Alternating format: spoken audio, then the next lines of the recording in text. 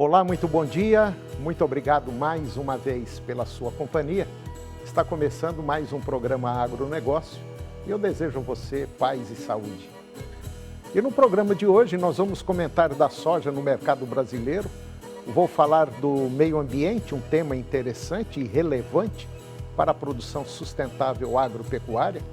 Vou falar também do mercado do trigo que está na reta final de plantio. E vamos comentar do leite que caminha para uma tendência de queda, isso para o produtor. E eu vou conversar com Laureano Galeazzi, ele é gerente técnico da Auster Nutrição Animal e nós vamos comentar do suporte técnico personalizado às granjas de postura e resulta em pacotes nutricionais ajustados às necessidades e ganhos de produtividades. O programa Agronegócio já está no ar.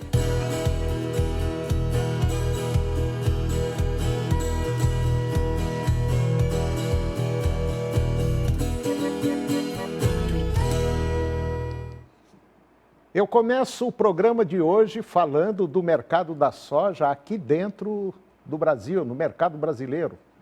Os preços da soja, eles registraram uma nova valorização no mercado brasileiro ao longo da última semana, impulsionados por uma combinação de fatores que reforçam o apetite da demanda, tanto no Brasil quanto no exterior.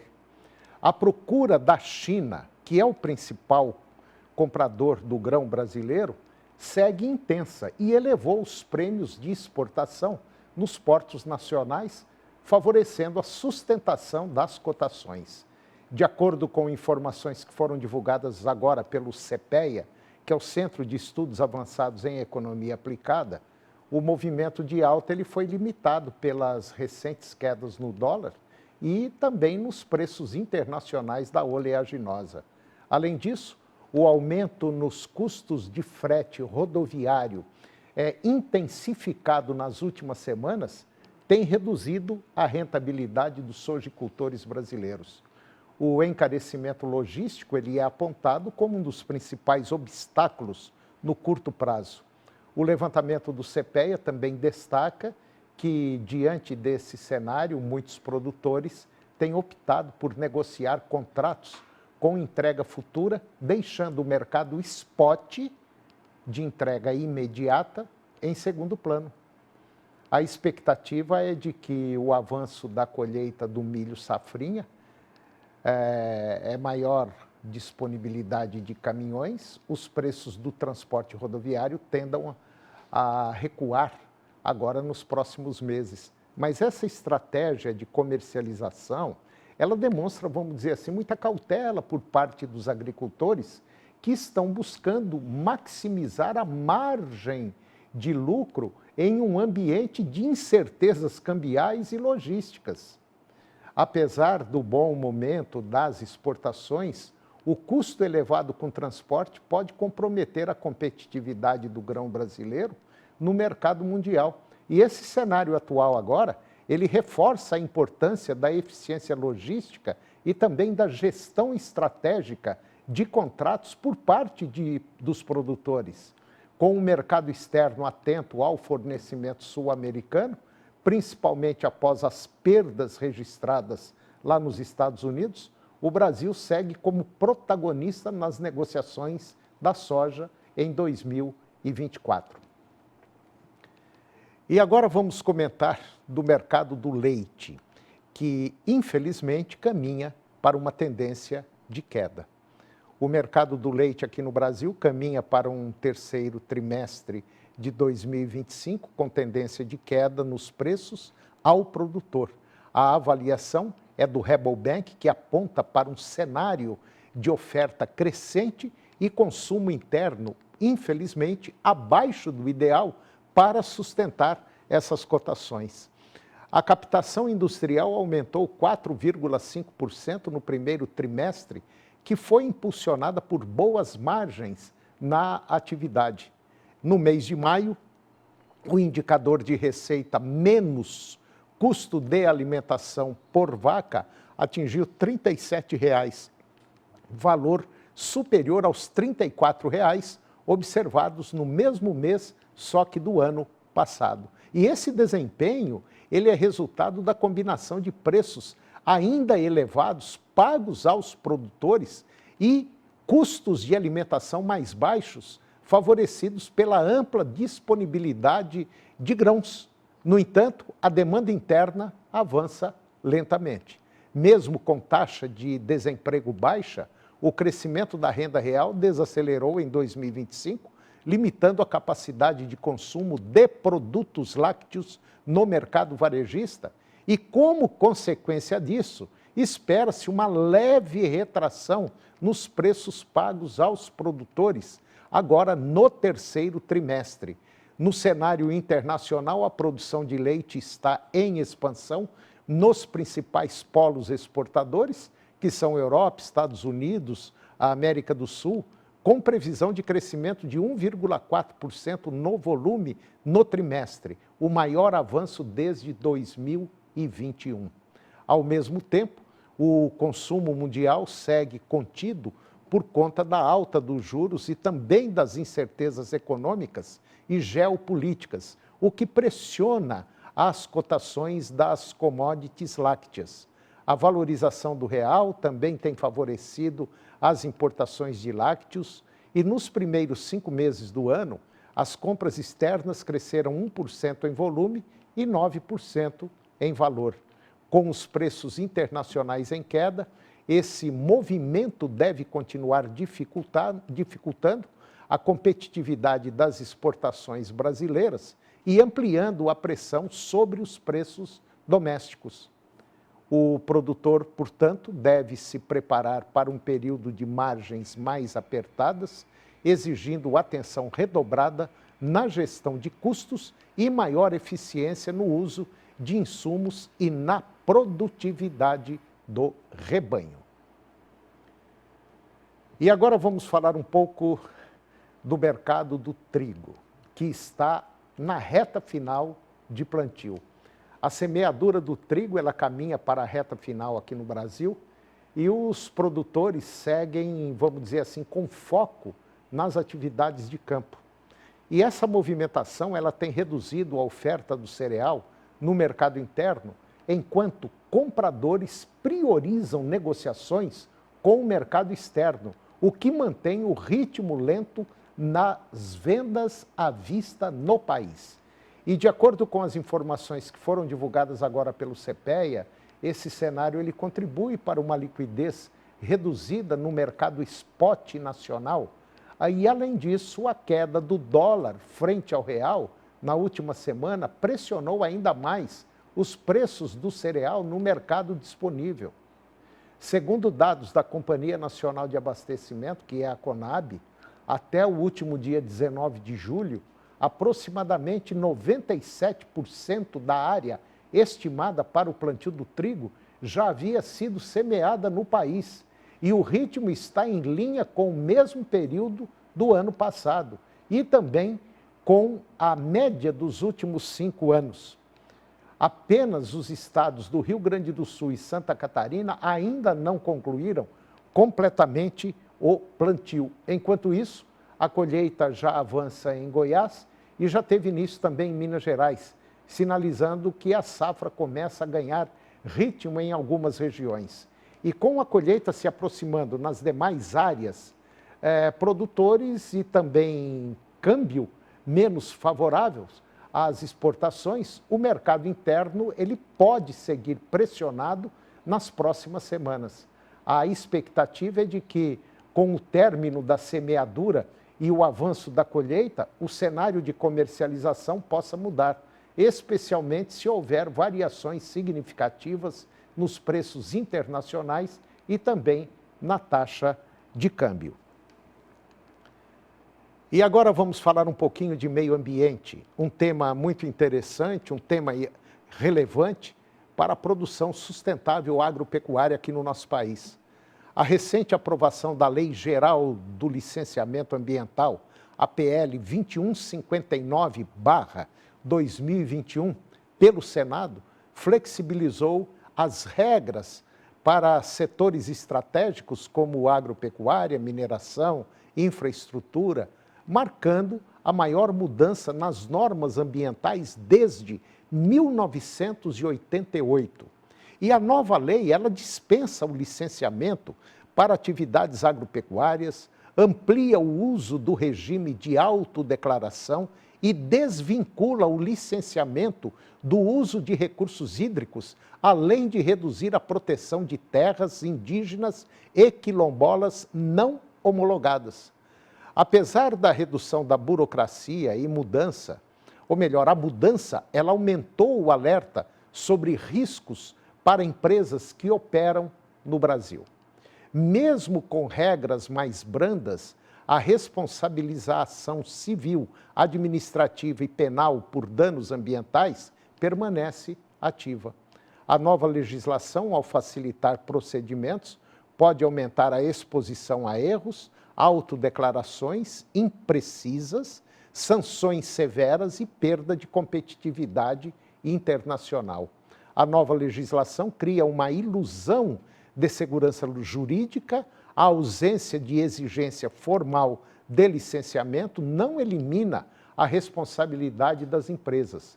Pelo contrário, ela aumenta o risco de autodeclarações equivocadas, os danos não previstos e sanções severas para diretores e administradores. Enfim, essa é uma visão geral da empresa Amblegs RegTech, que é especializada em compliance e gestão de requisitos legais. Empresas que exportam ou dependem de certificações ambientais e critérios ESG para captar recursos devem manter padrões rigorosos de compliance. A desconexão entre a flexibilização interna e as exigências mundiais pode comprometer, sim, contratos, certificações como o ISO 4001 ou a FSC. FSC significa em inglês Forest Stewardship Council, ou seja, Conselho de Manejo Florestal, que é uma organização internacional sem fins lucrativos que promove o manejo florestal responsável em todo o mundo. E o acesso a mercados sensíveis, como o europeu, que adotam diretrizes socioambientais mais restritas. E dentro desse cenário, o compliance ambiental se torna um diferencial competitivo.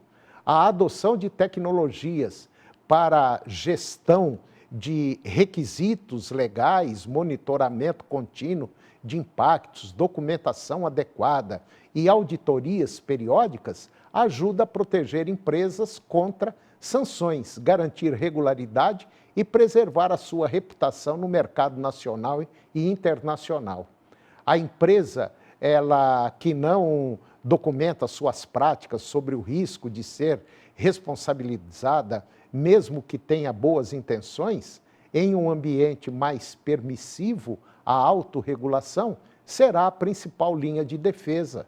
E quem não tiver uma boa estrutura de compliance corre riscos elevados de perdas de contratos e acesso a mercados externos. E agora vamos comentar de um problema que se arrasta há vários anos e parece não ter fim. Ou melhor, parece não tem fim. E o problema que nós estamos falando é a de armazenagem aqui no Brasil. A produção de grãos aumenta e a condição de armazenagem não cresce. O Mato Grosso, por exemplo, segue enfrentando um dos maiores desafios logísticos do setor agrícola, a insuficiência na capacidade de armazenagem. Este ano, o Mato Grosso tem capacidade para estocar 49,8% do volume total para a safra 24-25, um cenário que pressiona diretamente os sojicultores. A produção de soja e milho deve atingir quase 105 milhões de toneladas, evidenciando um descompasso entre a colheita e a estrutura disponível para estocagem. Segundo informações do Boletim Informativo do IMEA, que é o Instituto Mato Grossense de Economia Agropecuária, a estrutura estática de armazenagem no estado segue 52,3 milhões de toneladas, que é o mesmo volume registrado no ano passado. E isso representa um déficit de 52,6 milhões de toneladas, obrigando muitos produtores a tomar decisões comerciais desfavoráveis por falta de espaço para guardar os grãos. E esse desequilíbrio entre produção e armazenagem, ele não é recente.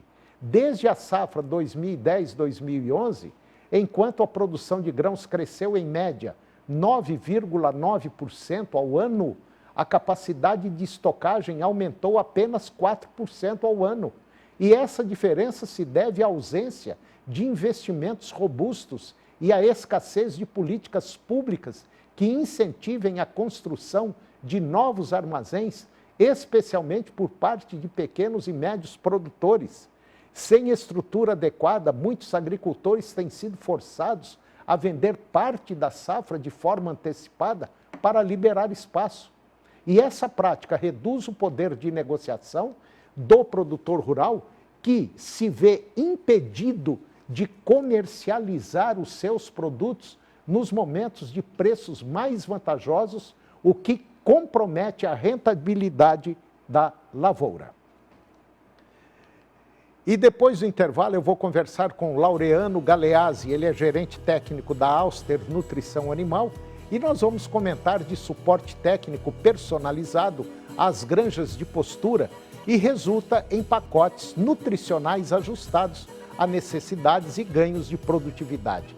Nós voltamos já, é um minuto só.